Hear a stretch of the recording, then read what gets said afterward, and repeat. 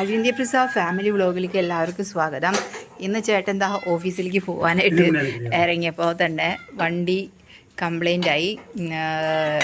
എന്താ പറയുക, മിണ്ടാണ്ടിരിക്കാൻ പറയാം, എൻ്റെ അടുത്ത് ടയറിൻ്റെ കാറ്റ് പോയി. അപ്പോൾ ആ കാരണം ചേട്ടൻ ഇവിടെ വന്ന് അത് നന്നാക്കാതിരിക്കുക പാവം. ഇപ്പോൾ അവൾക്ക് മീനൊക്കെ പറക്കി കഴിച്ചതിന് ശേഷം അവൾ ഇവിടെ കിടന്ന് കീ പറയാം. അവിടെ ചോറ് ബാക്കിയിരിക്കുന്നുണ്ട് കേട്ടോ. അപ്പോൾ ചേട്ടൻ ഇവിടെ കാറ് നന്നാക്കിക്കൊണ്ടിരിക്കുക. എൻ്റെ കയ്യിൽ നിന്ന് അടി കൊള്ളും നിനക്ക് കേട്ടാ. ആന്നു അവള് പറയണെങ്കിൽ ആന്നു. അപ്പോൾ ആന്നു അപ്പോൾ അങ്ങനെ പാവം ചേട്ടൻ കുളിച്ച് ഫ്രഷായി വന്ന് തുണി തേക്കാനായിട്ട് കൊടുത്തിട്ടുണ്ടായിരുന്നു. അപ്പോൾ ആ പയ്യൻ തുണി തേച്ച് കൊണ്ടുവരുന്ന സമയത്താണ് എങ്ങനെ പോയെന്നറിഞ്ഞു. ശ്രദ്ധിച്ചില്ലല്ലോ നമ്മൾ. ഞാൻ ഇവിടെ ഒന്നും നേരെ വീഡിയോ ഒക്കെ എടുക്കുന്നുണ്ടായിരുന്നു, പക്ഷെ ഞാനൊന്നും ശ്രദ്ധിച്ചേ ഇല്ല. ഭയങ്കര കഷ്ടമായി പോയിട്ടോ. ഇപ്പം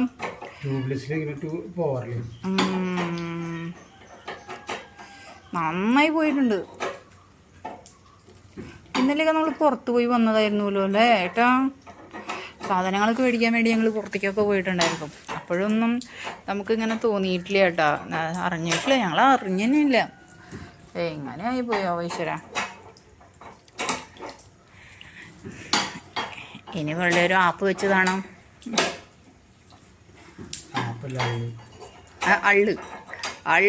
അള്ളു വെച്ചതായിരിക്കും. അള്ളു രാമചന്ദ്രൻ സിനിമയുണ്ടല്ലോ അതുപോലെ.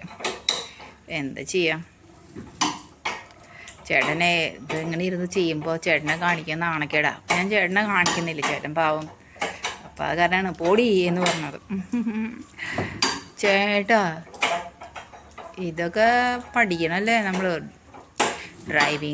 ഡ്രൈവിങ് പാസ്സായിട്ട് 20 വർഷമായി ഞാൻ. എന്നിട്ട് ഡ്രൈവിംഗ് ലൈസൻസ് എടുത്തിട്ട് പണ്ട് കല്യാണത്തിന് മുൻപൊക്കെ ഓടിക്കുന്നുണ്ടായിരുന്നു. കല്യാണം അതിന് മുൻപ് അതിന് ശേഷം എനിക്കൊരു ആക്സിഡൻറ്റ് പറ്റി. ഞാൻ കയ്യും കാണിച്ചു തന്നിട്ടില്ലേ. അപ്പം എൻ്റെ അമ്മ പറഞ്ഞു. അപ്പം എൻ്റെ അമ്മ പണിക്കരെ വെച്ച് നോക്കി. പക്ഷേ പണിക്കര് പറഞ്ഞാൽ കുഴപ്പമൊന്നുമില്ല. പക്ഷേ ഒരു തിരുമേനിയുണ്ട്, ഞങ്ങളുടെ മേക്കാവ് അമ്പലത്തിലെ തിരുമേനി, ഞങ്ങളുടെ തട്ടകത്ത് അമ്പലത്തിൽ. അപ്പോൾ ആൾ പറഞ്ഞു, ഇവൾക്കൊന്നും വണ്ടിയൊന്നും കൊടുക്കണ്ടേട്ടാ, 2 വീലറാണ് ആൾ ഉദ്ദേശിച്ചത്. പക്ഷേ അമ്മ എല്ലാ വണ്ടിയൊക്കെ. അപ്പോൾ ഇത് കേട്ടതോടുകൂടി എൻ്റെ കെട്ടിയവൻ കല്യാണം കഴിഞ്ഞപ്പോൾ എൻ്റെ അമ്മ പറഞ്ഞു കൊടുത്തതാണ് എനിക്ക് വണ്ടി കൊടുക്കരുതെന്ന്. അതിന് ശേഷം കെട്ടിയോ എനിക്ക് വണ്ടി തന്നിട്ടില്ല ഓടിക്കും. ആ കാരണം എന്തായി, എനിക്ക് ആണെങ്കിൽ എക്സ്പീരിയൻസ് ഇല്ലാണ്ട് ഈ വണ്ടി ഓടിക്കാൻ കിട്ടണില്ല. എനിക്ക് ഭയങ്കര വിഷമം.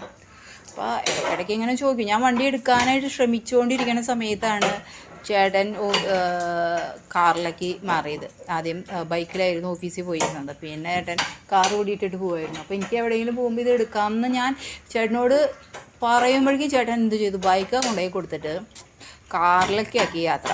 അപ്പോൾ പിന്നെ ഞാൻ എടുത്തുകൊണ്ട് പോയില്ലല്ലോ. കാറ് അങ്ങനെ പണി മുടക്കിയിട്ടേ ഇരിക്കുകയാണ്. അപ്പോൾ കാറിനും പണി മുടക്ക് വരണ്ടേ. ഇങ്ങനെ ഇതുവരെ കണ്ടിട്ടില്ല കേട്ടോ. ഇതുപോലെ പഞ്ചറായിട്ടൊന്നും നമ്മൾ കണ്ടില്ല. പക്ഷെ ഇങ്ങനെയൊന്നും നമ്മൾ അറിഞ്ഞിട്ട് ഇല്ല കേട്ടോ ഈ സംഭവം. ഇപ്പോൾ ഇത്രയും വർഷങ്ങൾക്ക് ശേഷം ആദ്യമായിട്ടാണ് ഇങ്ങനെ ഒരു സംഭവം ഉണ്ടായത്, കാറിൻ്റെ പണി മുടക്ക്.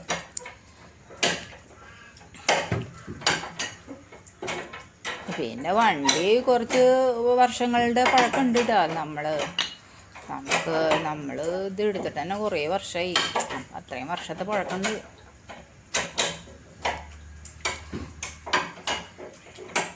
ഇത് കൊടുത്താൽ തന്നെ അധികം വില ഉണ്ടാവില്ല അല്ലേ ഏട്ടാ. നിസ്സാര പൈസയെ കിട്ടുള്ളൂ.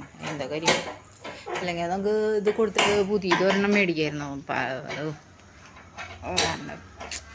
പുതിയത് മേടിക്കാനുള്ള പ്ലാന് പുതിയതായിട്ട് തന്നെ മേടിക്കണം എന്നൊക്കെ ഉണ്ട് മനസ്സിൽ. പല ആഗ്രഹങ്ങളാണ്.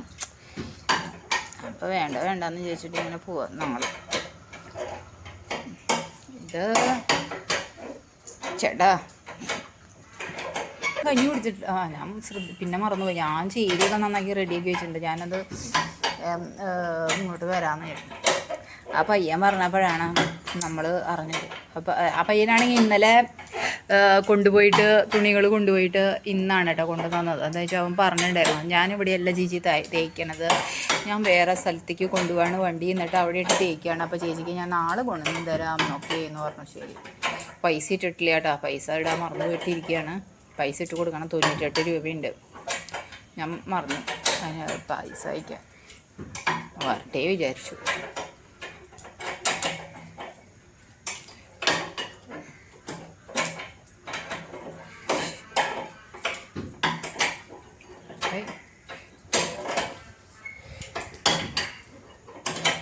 കംപ്ലീറ്റ് പോയില്ലേ എയർ. ട്യൂബ്ലെസ് പിന്നെ എന്തിനാണോ സാധാരണ എയർ നിൽക്കാറുണ്ട് ട്യൂബ്ലെസ്. കഴിഞ്ഞ പ്രാവശ്യം ട്യൂബ്ലെസ് ആകാറുണ്ട്, എയറൊന്നും ഇല്ലായിരുന്നു. എന്താ എയർ പോയാണ് എന്താണോ ഇങ്ങനെ ഓരോരോ. അത് ഈ ഓഫീസിൽ പോകാൻ ഇത്രയും നേരം നമ്മൾ വെറുതെ ഓരോന്ന് വൃത്തിയാക്കി നടക്കായിരുന്നു, വെറുതെ നടക്കായിരുന്നു രണ്ടാളും. അപ്പോൾ ഈ ഓഫീസിൽ പോവാൻ ഞാനാണെങ്കിൽ പിന്നെ കിച്ചണിൽ വർക്ക് ചെയ്തുകൊണ്ടിരിക്കുന്നു, ചേട്ടൻ വെറുതെ ഇങ്ങനെ നിൽക്കുമായിരുന്നു.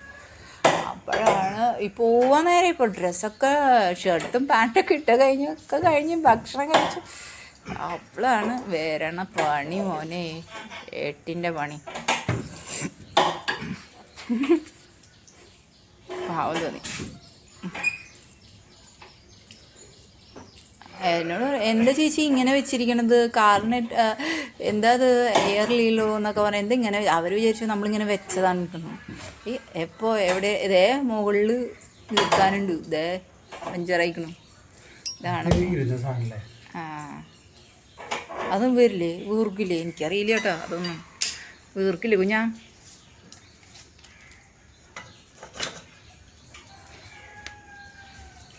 മണ്ടത്തരം പറ്റി. എന്താ അത് സാറില്ല, നമുക്കറിയില്ല, നമ്മൾ പണിക്കാരല്ലോ. ഇത് നിലത്തിട്ടിട്ട് ഊരിയതിന് ശേഷം ആ കൂളാണ് തിരിച്ചിട്ട് തിരിയും.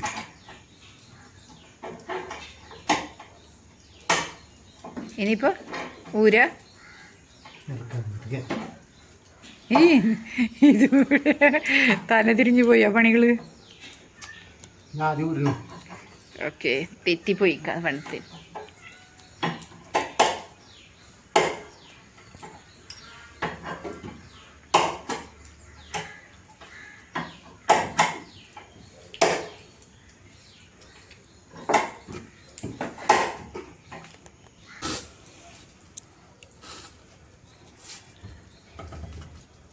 ഊരാൻ കിട്ടണില്ല അല്ലേ?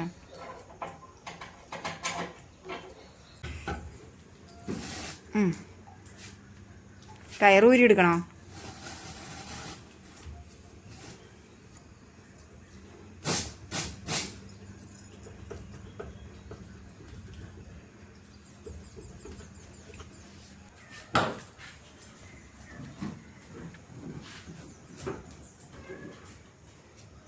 കാറ് നന്നാക്കണമെന്നൊക്കെ നോക്കിക്കൊണ്ടിരിക്കുന്ന മഞ്ഞി അവിടെ സുഖമായിട്ടിരുന്ന് കാഴ്ചകളൊക്കെ കാണാൻ അറ്റത്തായിരുന്നു. പിന്നെ നീണ്ടി ഇറങ്ങി വന്നു തുടങ്ങി അവള്.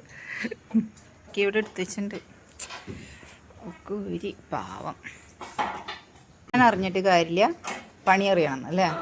Good boy. ആ പഠിക്കണം. ഞാൻ ഓട്ടോമാറ്റിക്കാ ഓടിക്കുന്നുള്ളൂ.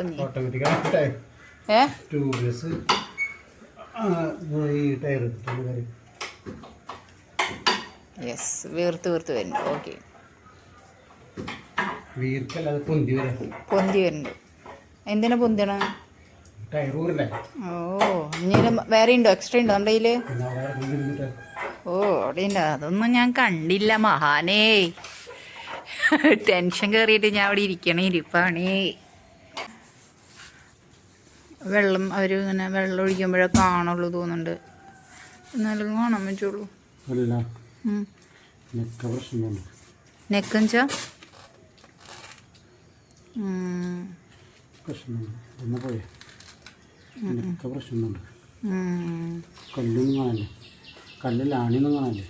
ആണിന്നിപ്പോൾ ഇങ്ങനെ കാണാല്ലേ നമുക്ക്. നെക്ക് പ്രശ്നം. മാറ്റിയിട്ട് ഈ ടയർ എടുത്തിടും. ഒന്നും അറിയില്ലേ? അപ്പം അവർ മാറ്റില്ല, അവർ മാറ്റിയിട്ട് തരില്ലേ? അത് ഒന്നും എനിക്ക് അറിയില്ല. ഇതൊന്നും എനിക്ക് നേരിടേണ്ടി വന്നിട്ടില്ല, പിന്നെ അതിനെക്കുറിച്ച് എനിക്ക് അറിയൂല. വിജയകരമായിട്ട് ടയർ മാറ്റിക്കഴിഞ്ഞു.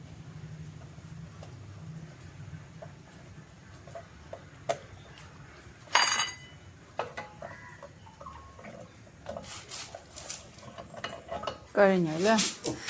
ഇനി വീണ്ടും ഇറക്കണം.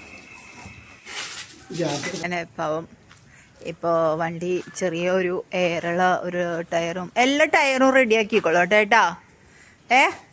എല്ലാത്തിലും എയറൊക്കെ അടിച്ച് എല്ലാം ശരിയാക്കിക്കോളൂ കേട്ടോ. എല്ലാം അങ്ങനെ റെഡിയാക്കി വെച്ചു. ഇപ്പോൾ ഓഫീസിലേക്ക് പോവാണ്. ലേറ്റ് എന്ന് പറഞ്ഞാൽ ഗംഭീര ലേറ്റായി. മെസ്സേജ് അയച്ചിട്ടുണ്ടായിരുന്നു, എന്നാലും ചേട്ടൻ പാവം.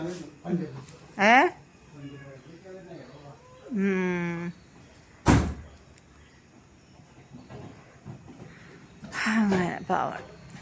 അപ്പം അങ്ങനെ എനിക്ക് ഭയങ്കര ടെൻഷനാണ്. അപ്പോൾ ചിന്തി Prasad family vlog signing off. Tata bye bye.